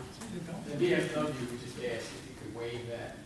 They just don't feel that, you know, they should be caught up with additional expense for the trash closure. That would be on the VFW. Right, well, it really wouldn't work, I don't think, Mr. Sampolsky, if you had to relocate the trash dumpster to a trash enclosure that might be built by the applicant, the board might impose that. How do you feel about that? Built by who, us? No, by the applicant. The applicant may be required potentially by the Well, board. we'll handle it. We'll handle it. I mean, where it's at now, but I don't see. What do you come up, what do you come up with? Where- I mean, he don't have a problem, I don't have a problem. Who has the problem?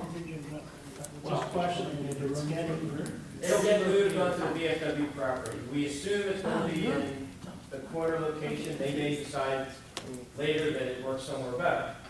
We can't sit there and enforce someone else's property. No, the only concern I had is, like I stated, the Sports Depot dumpster at this point in time, unless they move this in Saturday, is in the right of way, where either they need to get a fire truck to the back of their building, it would not be able to go through. And the three temporary trailers are going to be removed. That's correct. The trailers will get removed. The Sports Depot dumpster will be moved to an enclosure. If, I'm saying tomorrow, you can move it 10 feet, and you'll be able to get a fire truck. That's my only concern. I don't want you guys, you know, Can you something move that happens. tomorrow? Yeah. You know, It'll be moved just get tomorrow. it, just get it moved off of the road, Yeah, so if you need a fire truck or EMT, you can get in there, that's all. It'll be moved tomorrow. but the trash for the sports depot will be enclosed. Correct, yes. Yes. I don't have a concern with the VFW. Yeah, me neither. They don't really want it. That's fine. There's the commander right there. I'm sure there'll be back and forth of who's going to move what. And you're going to consolidate the lots. Yes. Yes. And you can set it faster than And that was part of the prior approval, wasn't it? No, I didn't. We talked about it. We're still going to talk about it. Okay, yeah, no, yeah, we absolutely consolidate the lot. Well, we don't want to consolidate 604. 604 Except 6, because that's a playground. is the playground that the township, that the borough is presently using, and to consolidate that would probably make it more difficult to deal with in the future. The most important thing for the VFW is the cross easements for parking, both business and events. And we have an agreement on that, we just haven't executed the documents until the town's approved the plans. I just think, you know, maybe you guys would like to see it in the resolution. Well, that's fine, please provide for the resolution that the cross easements will be granted pursuant to the form that has been reviewed by the board engineer and council. We had a comment, lot 1.03, which is on the northern property line, has access to the site. Is that remaining? We're not sure. We're going to go and discuss that with the resident. For right now, we'd like to put testimony that that would be gated off unless negotiations occur with them where they want access, and then, you know, We'll comment. we'll provide that, Number 15, you know, number as part of 15. the conditions. Okay. It's number 15, number 15. I mean, I don't have a problem if it remains. It was an issue we just wanted to raise it. Okay. So I want to talk back to that landscape. We really don't want to cut that out and make that a landscape area. I assume you're talking about this area here, but be a maintenance issue. Okay. Waiver regarding that landscaping? Yeah, 9. And then 12, what we want to do on 12, there's some railroad ties. We just want to remove them and leave it edge of paving because we have curb bumpers. We don't want to restrict any flow of runoff. And then along this area, and somewhere in the letter, we'll reduce the paving, so there's a 25-foot drive aisle. We'll use the sidewalk as the edge of paving that was requested.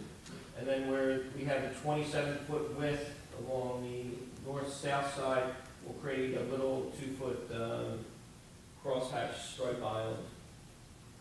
And John, how about the lighting? We wanted to make sure for security purposes we had ample lighting back there, so we're going to have kids in the district. That's exactly. Because we provided an additional pole, we'll provide the proper details associated with that. We also question the existing curbing that's in disrepair. What's your intention with that? Brian Kreitzer walked the site with your associate. Most of the curb was in good shape. There was only one little area where the curb was leaned a little bit, and correct me if I'm wrong, Yeah. Brian, but he said he was okay with that. Okay with replacing it? Okay with leaving. Okay. We go back to the comment number 13. 13 on grading. No, 13 about the width of the drive aisle, where the parking spaces are. I think we asked for the sidewalk, Yes, we provided a sidewalk.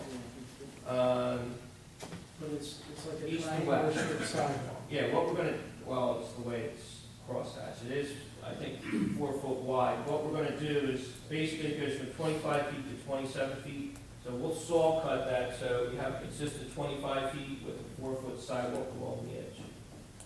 And then, 4-foot sidewalk, concrete. but yes, concrete sidewalk. So you're going to narrow that drive aisle only to allow a 4-foot wide sidewalk to be installed?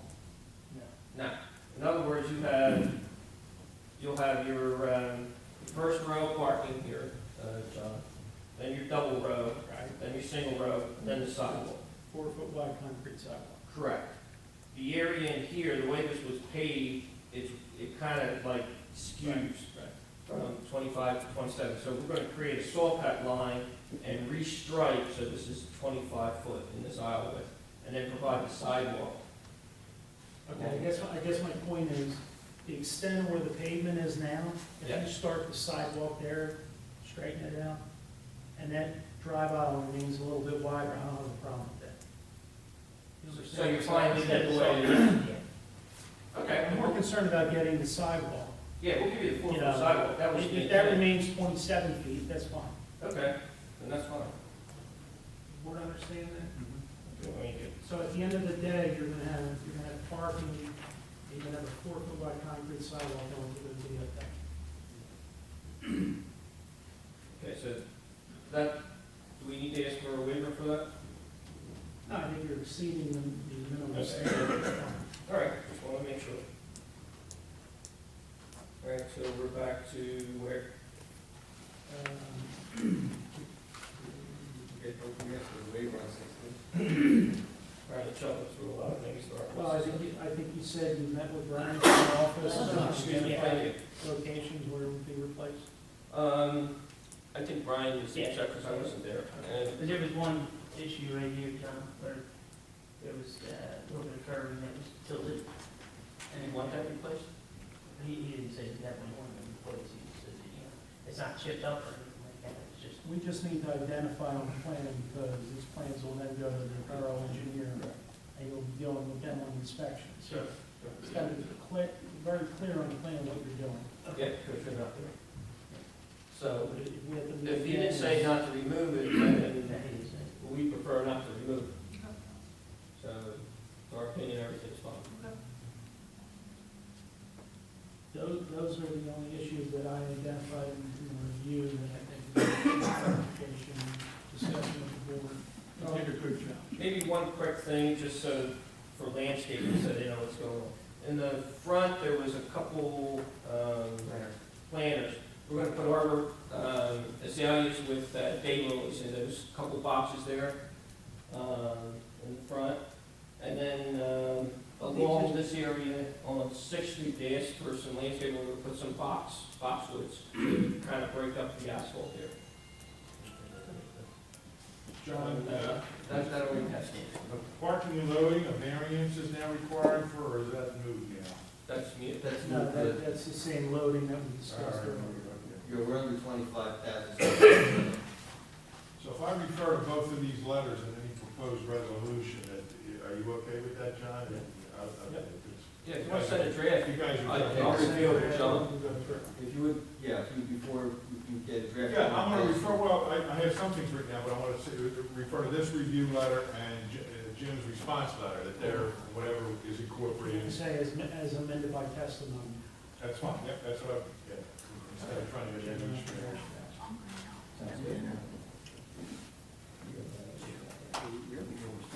Anybody else have any questions for the applicant?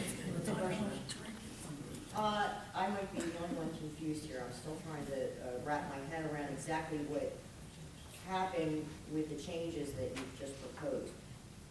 Are you saying now that you won't be shipping goods out of the location of Runnemede to the other stores? Is that what we're saying?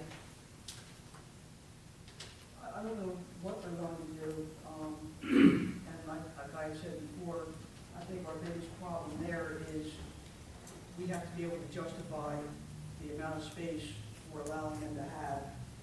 And I don't think, you know, we can be the police of if they decide to go someplace with some T-shirts or something. I'm not trying to do that, but I think taking this down to a one-story building certainly takes it out of the warehouse. I think the primary use of this building will be, storage for the existing facility. It's a justifiable amount of space for what they have. For the 10,000, there's for 5,000 square foot of storage to be able to replenish the 10,000 square feet of retail space that they have. Which also does away with the trailers outside. Yeah, we're not, we can't, well, I'm not trying to restrict them from saying that they have to take something to Columbus. The biggest road that I think we all had was warehouse in a non-SED zone. And I think reducing it from a 40-foot, 11,000 and change square foot building to a one-story, 5,000 and change square foot building, I think makes it more of a permitted use in this zone. It will not require use variance. That's how I think we're all interpreting it. Without objection, I have any trouble with freight movement. I mean, every business moves freight. I mean, Runnemede Heating picks up boilers and takes them to different sites. I mean, we're not trying, we just don't want a warehouse in a non-SED zone. That's As long as you don't take it out of it. Rain in, run. Does that answer your question, Deb? Well, do you have, no, would you be satisfied? No, I think I missed the main gist of this whole problem that we had as far as storage. Because I'm guessing that we're still going to be shipping in and out, and that was good.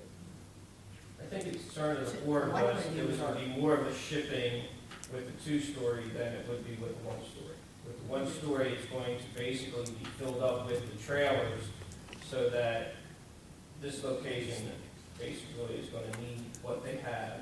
And the chances of some of that going to the other location is greatly reduced because of reduction of the second story or 5,000 square feet of reduction in storage/warehouse.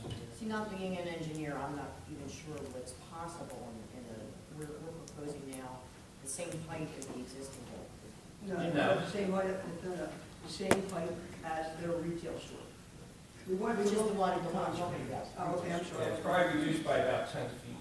I think the proposed was about 45 feet high, or 43 to 45 feet high. Now we're going down to about 30 to 35, whatever the existing building is. From 11,000 square feet to. Everything's been cut. So the 11,000 was based on 2 stores? Correct. Okay. The footprint remains the same. Exactly. The height and the division of the use within inside. And inside this new proposal, exactly how high can you store merchandise in a one-story? That would be up to the code official, but I think probably. It's 2 feet under. Is it 2 or 2 5? feet, yes, 2 feet under the ceiling for fire, I believe. So 2 feet from the ceiling. we're not 18 feet from the looking ceiling? at Does that include lighting? Has to be 2 feet below the lighting? Or just 2 feet Well, from the well, ceiling? any heat-producing device is supposed to be 36-inch clearance from heat producing. Nothing's containerized, right? Everything's in boxes. Or pallets, Right? small boxes with pallets. Yeah. All right. Anybody else have any questions or comments before we hear Mr. Rohan?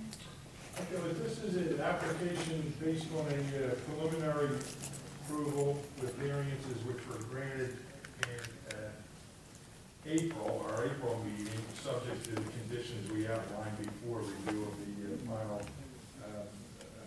final review letter from our engineer. And what they're asking for now is final approval of the site plan, which you have imposed conditions, and there have been amendments spread upon the record.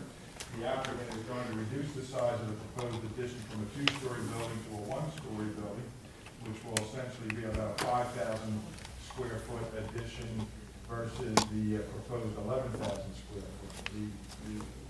It appears that there's going to be conditions which would attach to such approval. Number one, that the 1-story addition will not exceed the height of the existing retail building that is situated at the lot. Number two, that the applicant will, that the dumpster, which will be servicing the sports depot, will be an enclosed dumpster to be sited according to the plan submitted. That all the trailers will be removed and no storage trailers will be permitted after this time. In other words, stuff can come in for delivery, but they can't store the trailers there.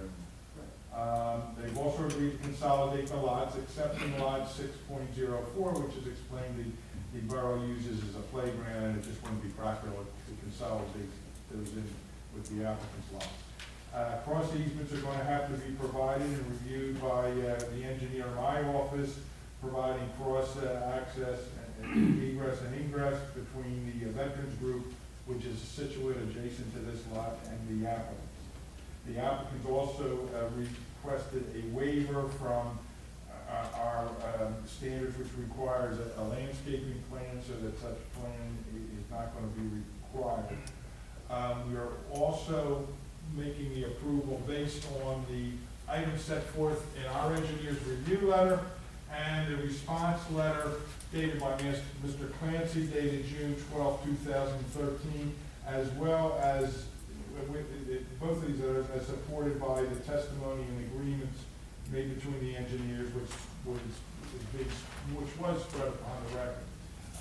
Of course, this amendment and the approval was predicated that Mr. Clancy submit the revised plans for Jim for his review and approval. Okay. Entertain a motion that we grant final site plan approval for Sports Depot. So moved. Mr. Dickinson? Second by Mr. Pachowski. I'm Your sorry. Honor, we did not open this up to the public, I don't think. This application, did we? I don't recall. I think we did before. Did we? Okay. We did on the variance We portion. can open it up again. All right, just a procedure, just a point of oil, if you don't mind, Andy. I just want- At this point in time, we'll open this portion of the meeting to the public. Anyone wishing to speak on this application and this application only, please be heard. I see no one who's coming up, close the public portion, but we did open it in Sam's story about half an hour ago, remember? Okay, but we had additional testimony in the event. Okay, so we're good. Okay, so there's a motion on the floor by Mr. Dickinson, seconded by Mr. Pachowski, to grant final site plan approval for Sports Depot. Now, roll call, June? Playhammer? Yes. Dickinson? Yes. Bushian? Yes. Wachowski? Yes. Fullerton? Walperly? Yes. Dunn? Yes. Gallies? Yes. All right, fellas, we wish you a lot of luck. Thank you. You're welcome. Yeah. Is there anything else there? New business, old business? Motion to adjourn. So moved. Mr.